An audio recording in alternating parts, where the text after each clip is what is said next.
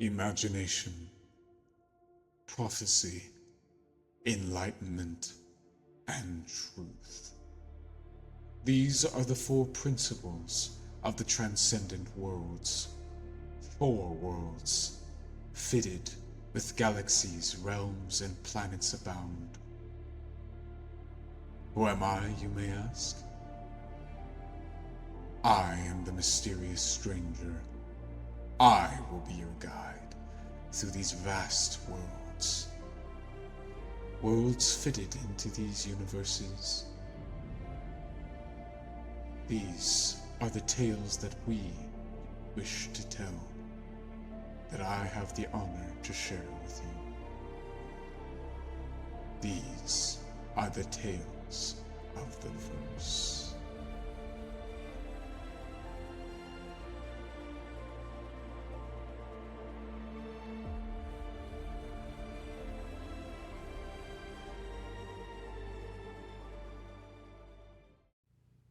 Faith.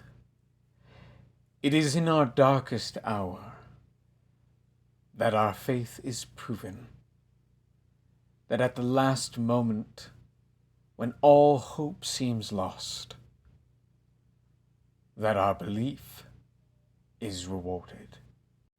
At least, that's what Miri and Thomas thought as they ran through the alley, away from the fiends.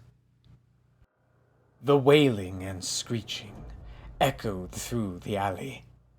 The walls bounced around the sounds of screams and cries and roars from right behind them. Their small feet clamored against the hard black stone. The entire place cold and lonesome, and the wind blowing in the ever background, adding to the haunting and horrifying cries that came from behind them. "Come on, Miri! We're almost there! Just another corner!" But Miri did not appear as though she was excited to go around more corners. They had been running for some time now. Her legs felt weak and achy, and her bones felt cold and distant, as if she had a fever that had sprung out of nowhere as she had run. But it was the kind of fever where there were no coughs, just cold chills and warm spikes going through her feet and up to her head. "Thomas, I can't keep going. Please, can we slow down?" Miri cried out. But Thomas was determined, pulling on Miri's arm over and over like a rag doll that he carelessly threw about. Every corner they turned, it seemed like the halls grew longer and larger, the walls towering around them, the city becoming like a maze all about. "Oh, Miri, we can't slow down now. They're behind us. They'll get us any second. If we falter any minute now, they'll..."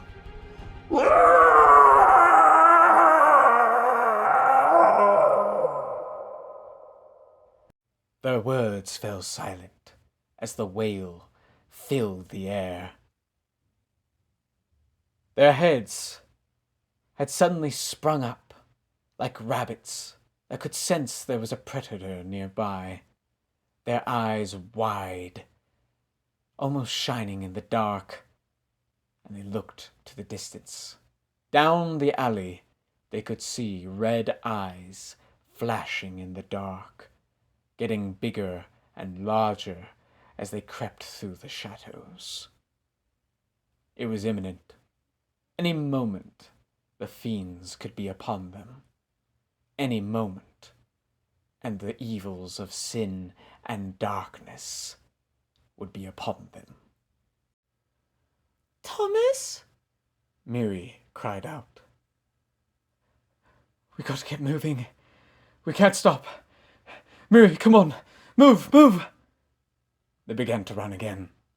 The endless halls of each alley, some with steps changing up the environment, making it feel fresh, making them have hope for the second or third or fifth, or whatever time they had counted in their minds. But it almost felt hopeless. The ever-creeping despair crawling in like a spider from its web, weaving its small threads of deceit, of careless hope. Soon enough, they would have to submit to the web. It did not help either that Irpolova, the city of greatness that they now ran in, was like a maze in the outer parts of the city walls. Here, not many were cared for, though the faith of the great religion that took over the city was very merciful. They often forgot of the peasants and those who were poor in heart, spirit, and in wealth, that lived on the outer edges of the city. Oh, Miri, come on! I think we're almost there. If we could just turn one more corner. Please, Thomas. We need to just hide. There's nowhere we can go. There's nowhere else to go.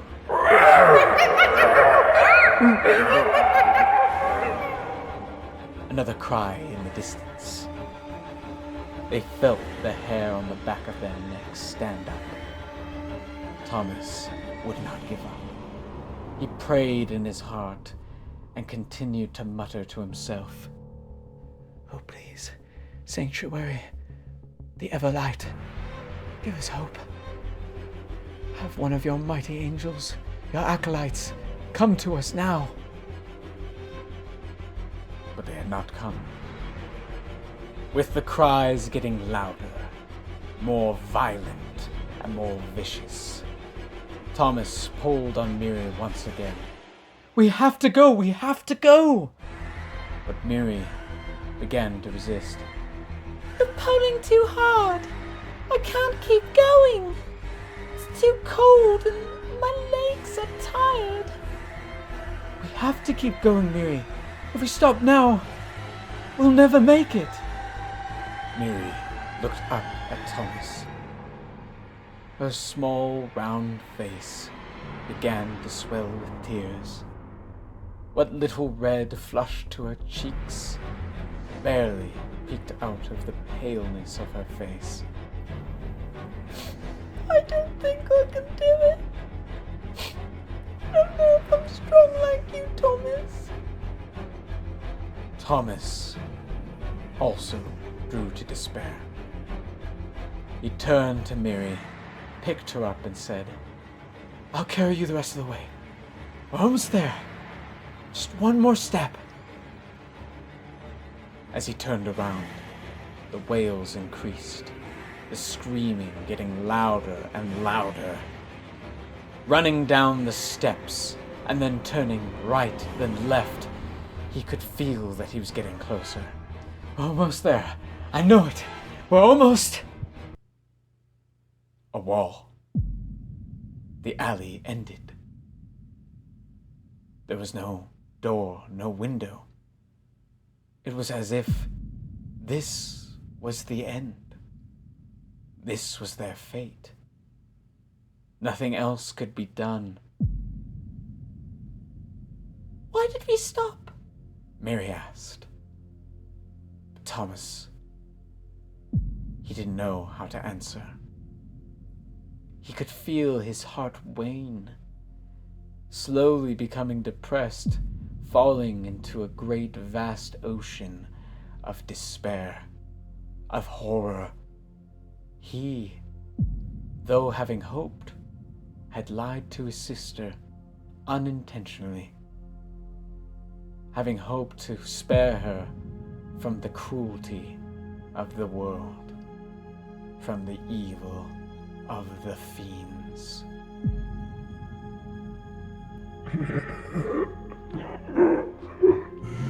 That's so lucky. The voice crept up his spine, and he could feel Miri shaking. Slowly turning around, Thomas took small, soft steps but they felt heavy in his body. Turning and facing the fiends, a horrific sight could be seen. What little moonlight came down through the alley walls touched upon a dark, shadowy mass. But it was not a mass altogether connected. It was simply a group, a legion of fiends, standing before Tomas and Miri. They barked and wailed. All kinds of sounds, noises oozed from their rough, jagged jaws and lips. It was a frightening scene, each fiend with its distorted, mangled form. Some had jagged goat-like horns and skull-like heads, with long jaws like that of a hairless dog. There were others who were fat and grotesque, lumpy and large, with hands that were thin, skinny, and scrambling, and their eyes oozed like melting snow, just in between fully liquefying. The others, all various, some with pointed bat-like ears and drawn-back eyes, sunken but still bright and red. There were some with long arms and thin fingers like spiders' legs. And there were others with multiple arms, flailing about, with jaws that drooped and had drool dripping from their lips.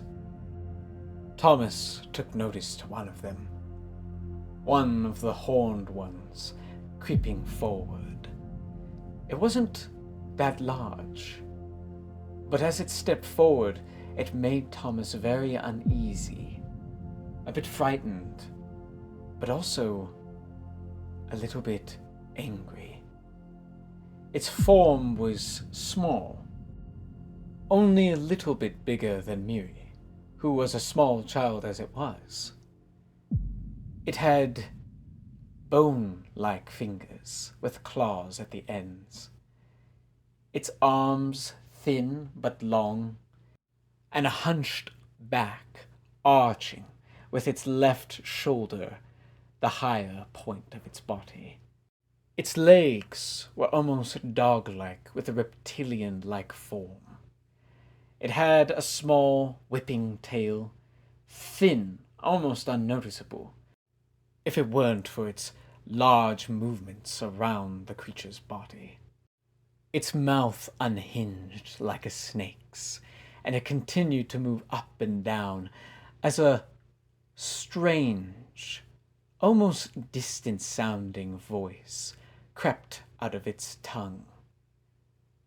It was a drawl with a deep cadence, but it almost sounded like that of a dead corpse, if corpses could speak. There is nowhere else to run.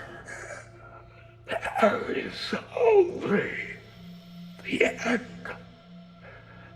Give us the small one, and we will let you live. The echo in the alley made it all more horrifying, and it made Tomas all more angry. Something about the voice, about the creature's body, screamed anger, screamed hate, and malice, and he could feel it.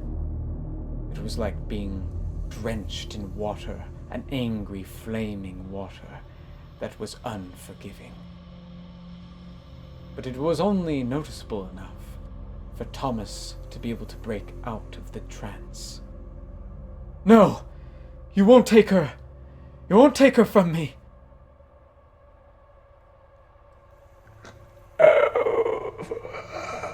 Boy, There is no other choice.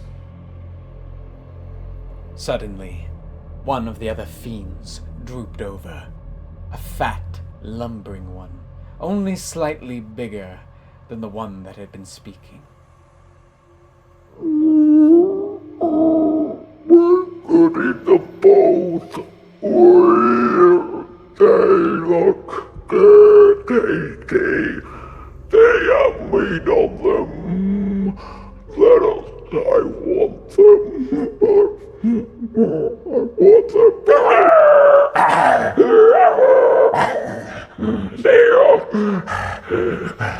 We will have them both. The two creatures snarled at one another. The one barely being able to form a sentence, while the other screaming at it in total fear and hate. It was as if it almost looked like he would bite a chunk out of the fat one. But he didn't. He was restraining himself, turned back to the children. No, there is only one choice. But then again, I can't promise we won't try to eat you too.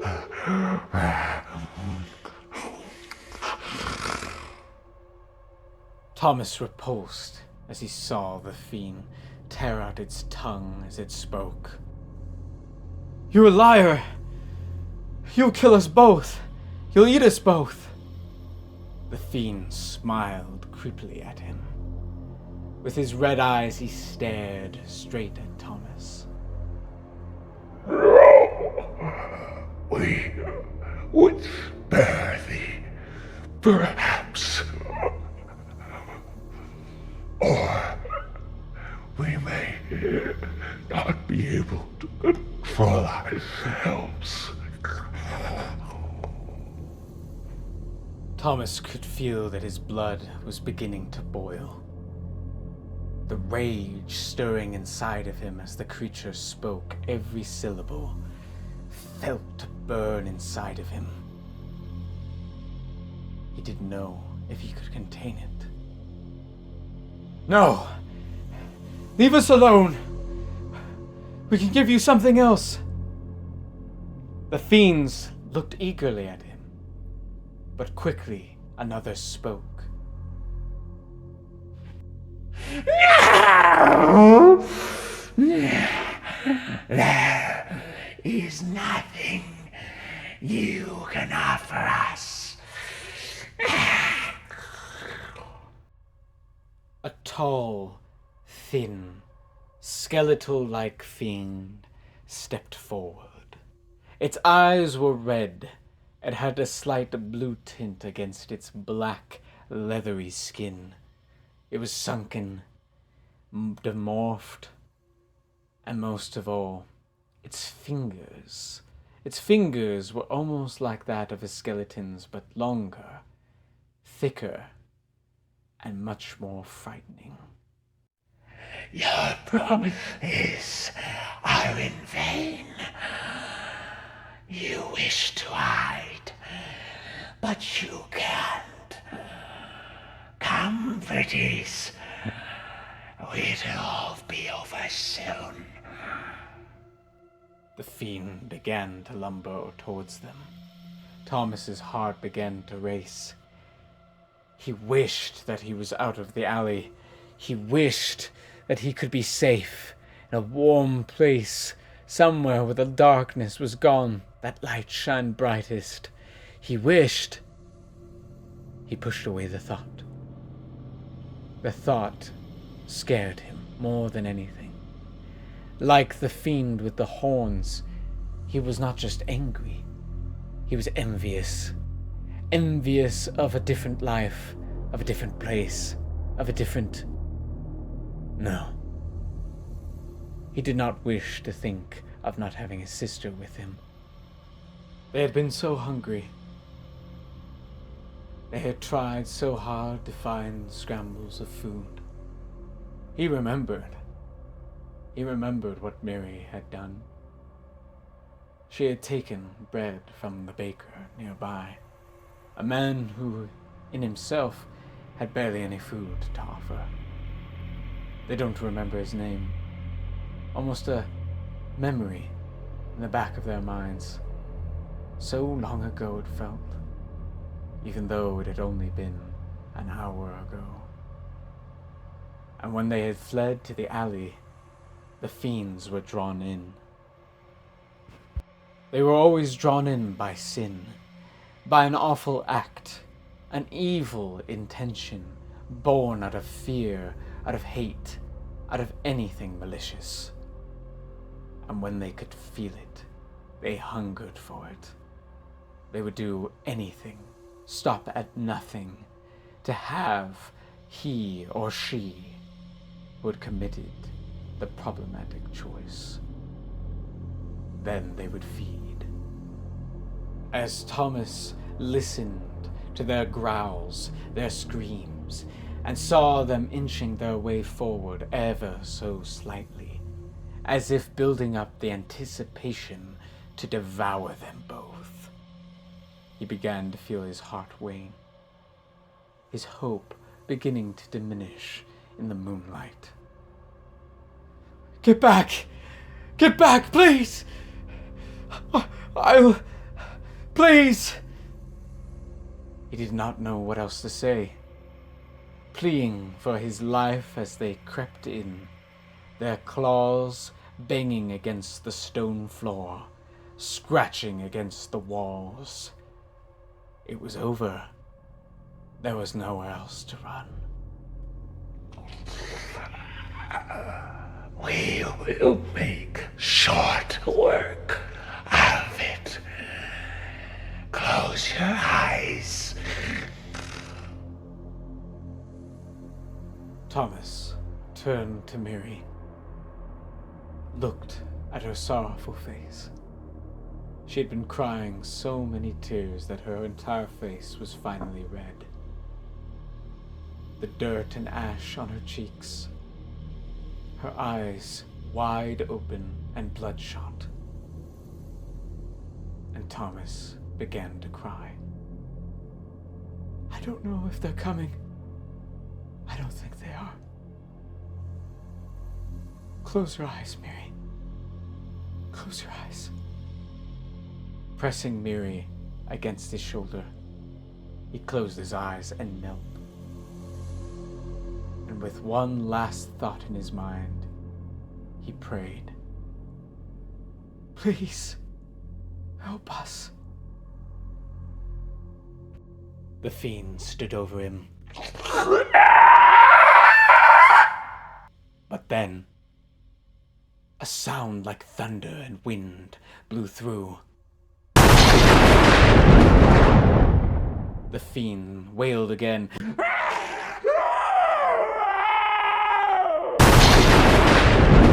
And in one stroke, what sounded like thunder cracked throughout the entire alleyway. All fell silent. Thomas, looking up, saw only darkness for a moment. But then, as if appearing into view, a great column of light appeared. But it was not a column of light. It was that of a figure, a man, clothed in white, golden robes, laced with armor that shined as bright as the day. And in his hands he bore 2 blue-shaped crosses. They glowed like lightning and flickered like flame. They bore striking spikes at either ends of the cross, and across the shape itself. As it was clenched into his hands, blue energy could be seen flickering around his arms. It was more magnificent than anything Thomas had ever thought, nor ever conceived. An acolyte. His heart began to race. the hate, the envy, the fear and despair began to cease. It began to wane. For now, hope had come.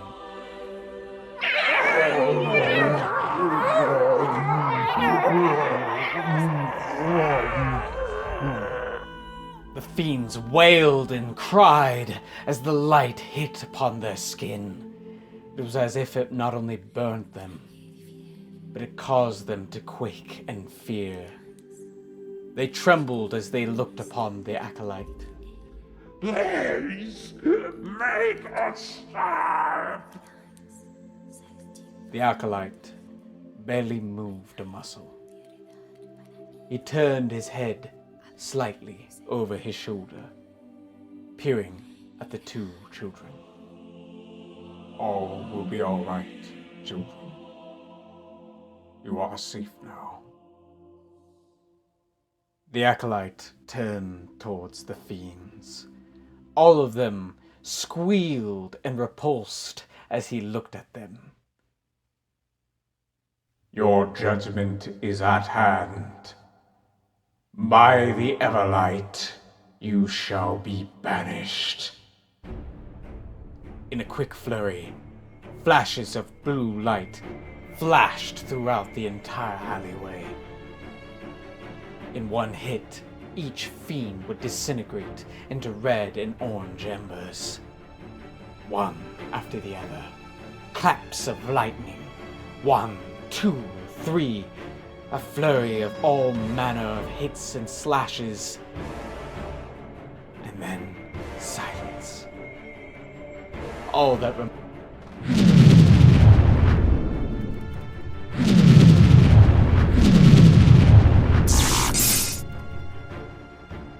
And then silence. All that remained was the light. Any fiends that had survived were wounded terribly. They had clambered and scrambled away into the darkness, but many other fiends had perished by the light of the blue cross. You cannot stop all of us. One of the horned fiends leaped out of the darkness, but before it could reach the Acolyte, a large blue glowing pillar stabbed right through it. It screamed out as it fell to the ground, punctured by the blue staff. It, too, was a cross, shaped in the same way but more dramatically, and it, too, pulsated with blue energy like electricity. And the person holding it in their hands was, too, an Acolyte. He, compared to the one who had appeared before, had a white hood graced over his head. Both had golden masks with blue glowing crosses upon them. Do you always need saving, brother? The Acolyte with the staff said. The two Acolytes turned to one another, and with cheerful looks they turned to the children. And the Acolyte who had come first spoke. You are free to go. Go, clean yourself at the high tower, and steal no more. Thomas had a slight chill go down his spine, but not like the chill he had felt before when the fiends were chasing them. No, it was a chill that one gets when they know they are in the wrong.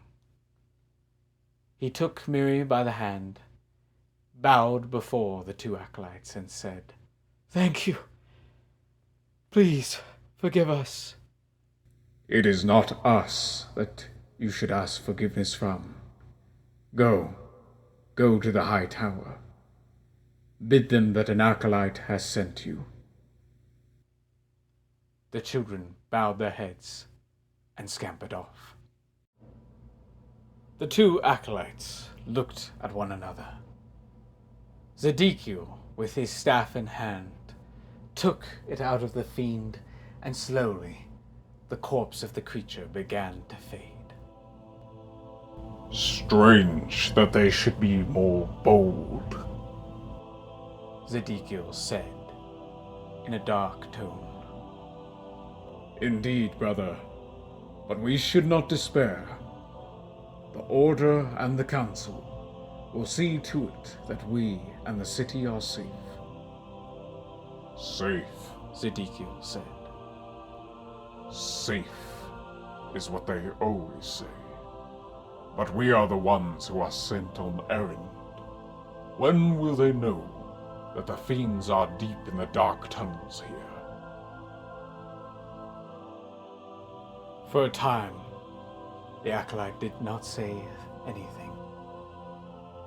Looking down at the floor, he then rose his head high, turned to Zedekiel, and said boldly, We are the Acolytes.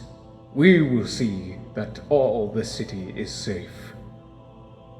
By faith and by glory, the light shall shine. And he placed his arm across his chest. Zedekiel did the same. Indeed, Marcel. We shall be the light and shall lead them through. Now, brother, let us ascend. The two looked to the sky, and in a flash of light, like thunder in a storm, vanished.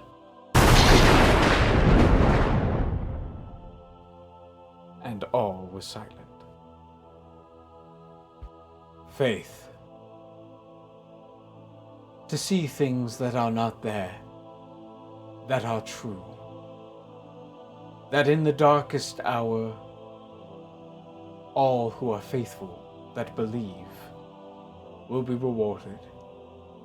That their faith will be answered. That even the smallest prayer will be heard. For even in the transcendent worlds, in deep realms afar, faith will always prove over doubt.